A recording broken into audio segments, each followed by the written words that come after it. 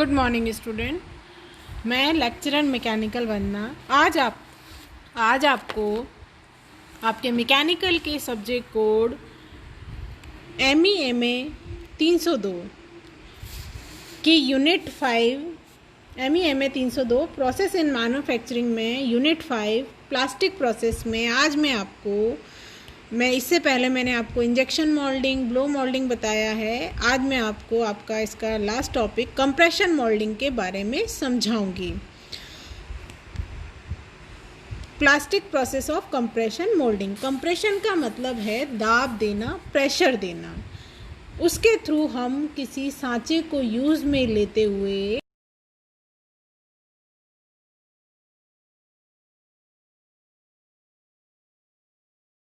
molding process used for both thermoplastic and thermosetting process।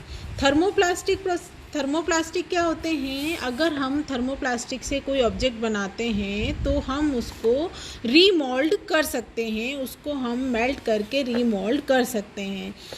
Thermosetting process क्या होता है? इसमें जो प्लास्टिक हम यूज़ करते हैं उससे अगर हम कोई प्रोडक्ट बना लेते हैं तो हम उसको रीमोल्ड नहीं कर सकते हैं। एक बार जो प्रोडक्ट बन जाता है वह रीयूज़ नहीं होता है। यह जनरली थर्मोसेटिंग प्लास्टिक के लिए जो हमारा कंप्रेशन मोल्डिंग प्रोसेस है वो यूज़ में लिया जाता है। मीन्स जो एक बार शेप ले तो दोबारा यूज़ में नहीं आए। अब यहाँ पर देखिए, ये है हमारा डाई और ये भी है हमारा डाई। अब यहाँ पर देखिए, जो हमारा पाउडर फॉर्म है या हम इसमें कोई रॉड भी यूज़ कर सकते हैं। अगर हमारी कोई हीटेड रॉड है तो हम क्या करते हैं, इसके ऊपर रख देते हैं। गरम की हुई रॉड को हम इसके ऊपर रख देते हैं और क्या करते हैं, हम उसको प्रेस करते हैं।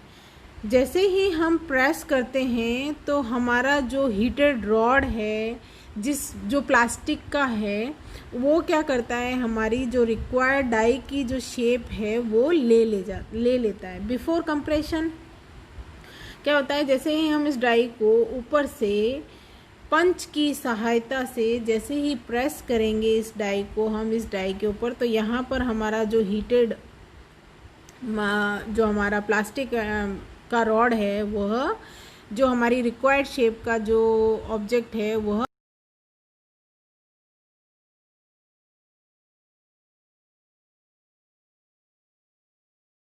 का यूज़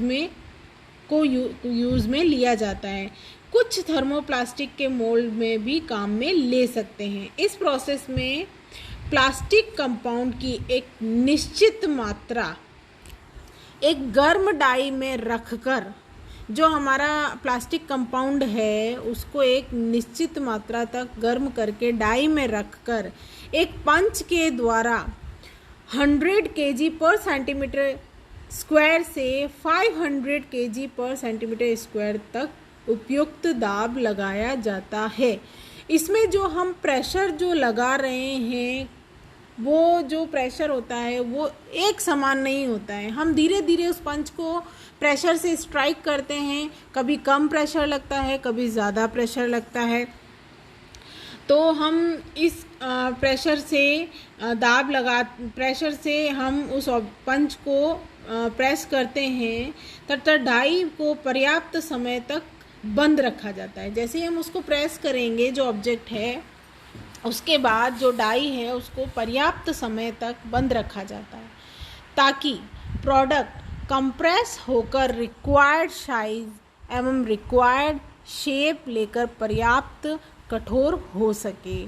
प्रेशर के कारण इसमें मल्टीप्लिकेशन की जो क्रिया है वो हाई स्पीड से होती है। मतलब जिस शेप में हमें उसको लाना है वो बहुत हाई स्पीड के साथ, ये प्रेशर के साथ ये ऑब्जेक्ट हमारा बनता है। कंप्रेशन मोल्डिंग प्रोसेस बड़े एवं भारी अवयवों के लिए उपयुक्त होती है, जो कि थर्मोप्लास्टिक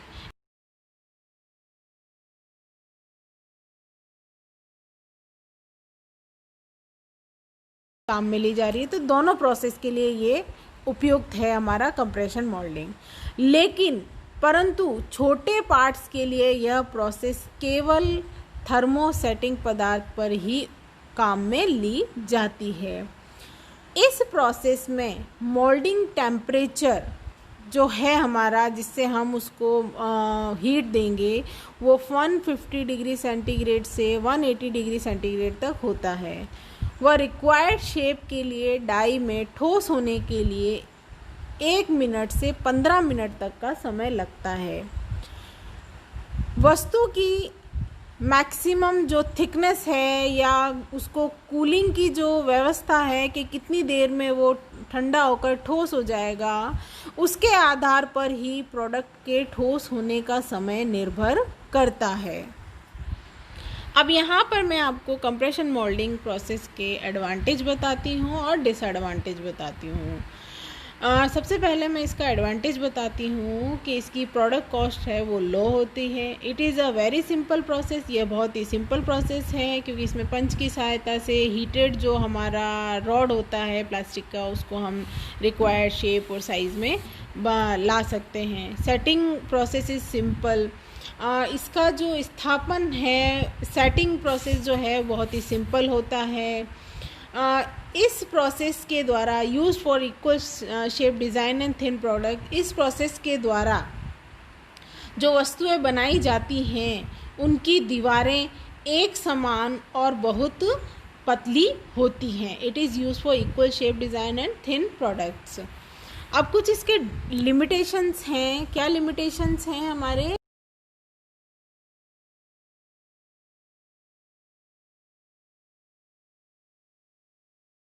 थर्मोसेटिक प्लास्टिक, यह मुख्यतः थर्मोसेटिंग प्लास्टिक पदार्थों के लिए प्रयोग में ली जाने वाला प्रोसेस है। Pressure is not equal in this process. इस विधि में, इस प्रोसेस में लगाया जाने वाला जो प्रेशर है वो एक समान नहीं होता है। तो ये कुछ लिमिटेशंस हैं हमारी कंप्रेशन मोल्डिंग प्रोसेस की। अब इसके कुछ एप्लीकेशंस हैं कि हमारी जो कंप्रेशन मोल्डिंग प्रोसेस है वो कहाँ पे काम में ली जाती है। जो हमारे स्मॉल साइज़ के या थिन कोई दीवार का पतला कोई ऑब्जेक्ट हमें बनाना है तो वहाँ हम कंप्रेशन मोल्डिंग काम में लेते हैं मैन्युफैक्चरिंग प्रोसेस में। अगर हमें कोई कर्व शेप का पतला कोई ऑब्जेक्ट बनाना है, हमें स्क्वायर शेप का कोई पतला ऑब्जेक्ट बनाना है, तो हम कंप्रेशन मोल्डिंग का यूज़ करते हुए प्रोडक्ट को तैयार करते हैं। Thank you.